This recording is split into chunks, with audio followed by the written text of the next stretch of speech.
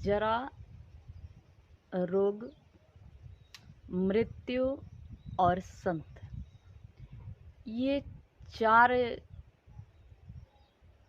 अवस्थाएं बहुत ज़्यादा हमारे जीवन में प्रेरणा लेकर आती है।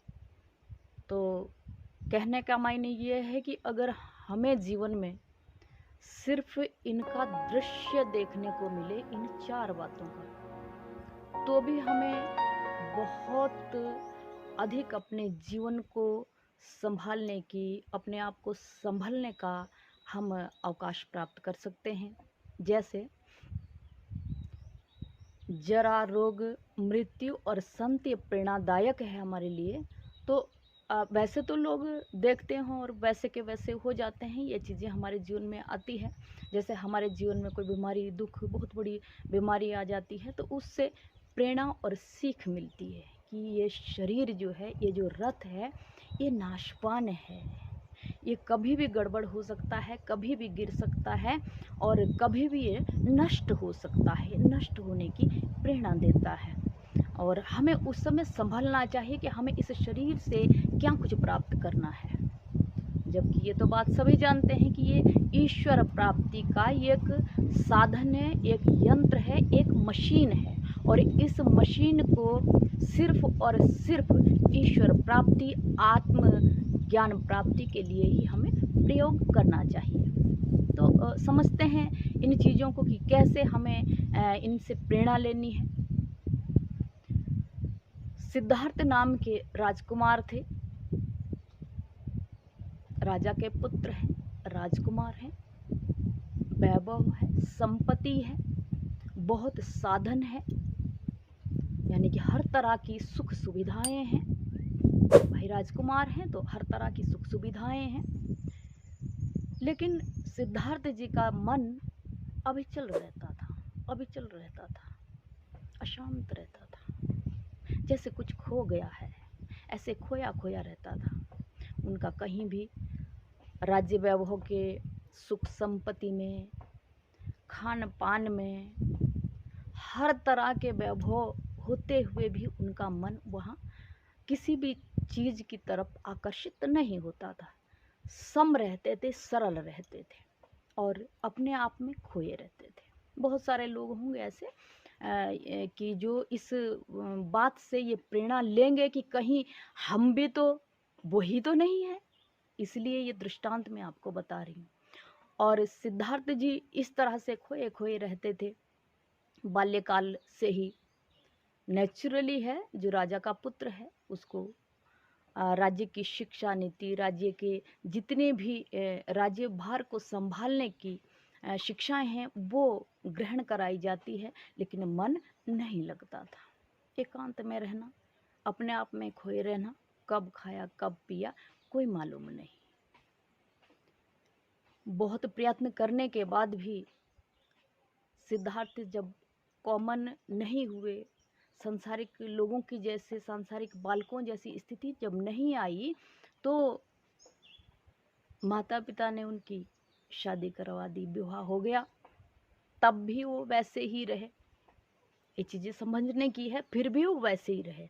उनके मन में फिर भी कोई परिवर्तन नहीं आया। बड़े एकाग्र, एकांत में, जैसे उनका कुछ खो गया है, जैसे किसी का कुछ खो जाता है, उस तरह की स्थिति होती है जो उच्च कोटि का साधक कहीं जन्म लेता है।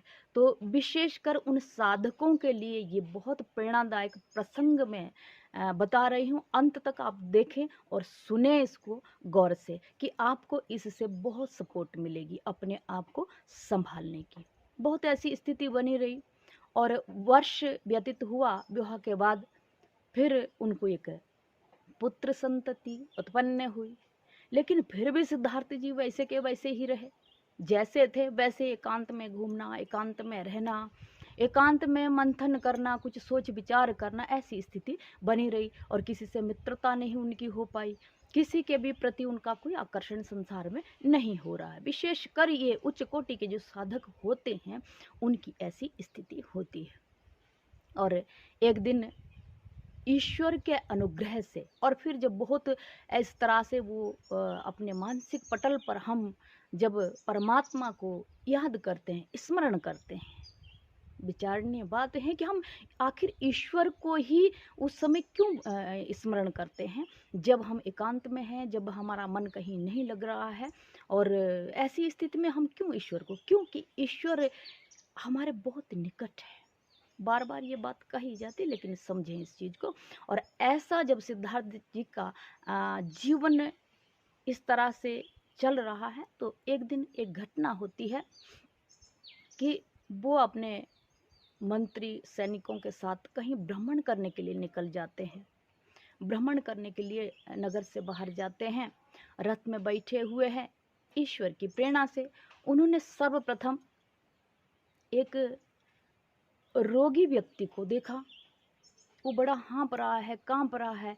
ऐसी स्थिति उन्होंने कभी देखी नहीं थी। और जब ये स्थिति उन्होंने देखी तो मंत्री से पूछा कि महामंत्री जी, मुझे बताइए, ये व्यक्ति जो इतना दुखी क्यों है, इतना प्रताड़ित क्यों है, इतना कंपा क्यों रहा है, इसको क्या कष्ट है?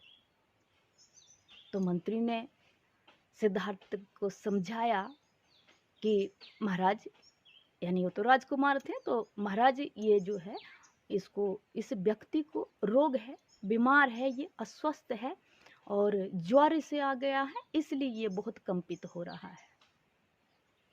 कि ये ज्वर क्या होता है, ये रोग क्या होता है, उसका उसी तरह से व्याख्या मंत्री ने की कि ये सभी व्यक्तियों को हो जाती, सभी लोगों को एक बार कभी ना कभी कुछ ना कुछ बीमारी इस शरीर में लग जाती है।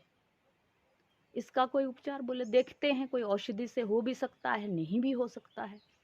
सिद्धार्थ राजकुमार जो है चुपचाप अपने रथ में बैठ गए। थोड़ी दूरी पर आगे और गए तो उन्होंने देखा क्या कि वहाँ पे एक व्यक्ति, यानी कि अर्थी है, मृत्यु हो गई है और उसकी अर्थी है, और 150 लोग उसको आगे पीछे से चले हुए हैं साथ में।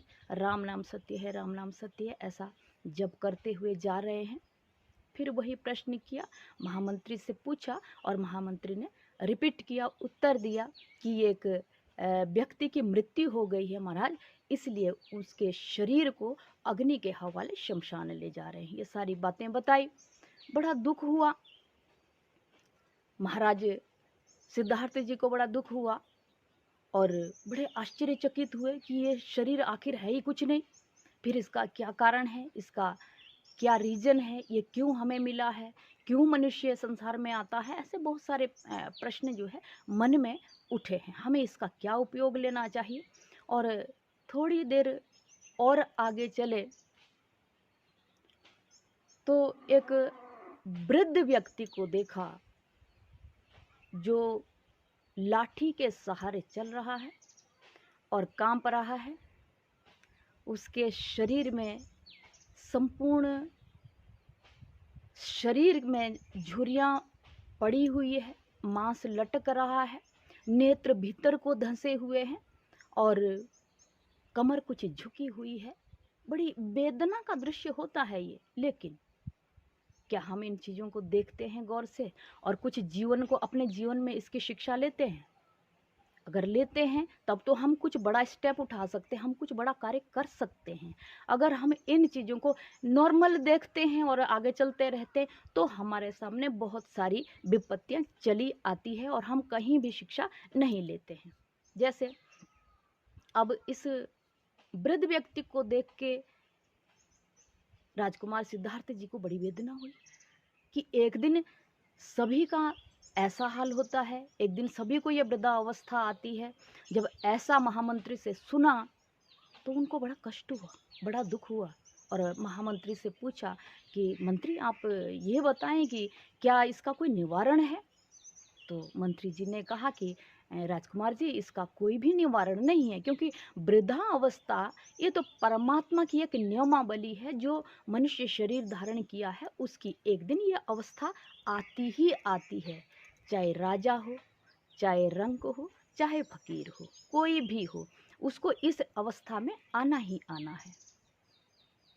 राजकुमार सिद्धार्थ को बड़ा कष्ट हुआ, बड़ी वेदना हुई, बड़ा दुख हुआ और बड़े अनमने होके फिर से अपने रथ पर बैठ गए। थोड़ा आगे गए, उन्होंने एक पीपल के वृक्ष के नीचे एक संत को बैठे हुए देखा।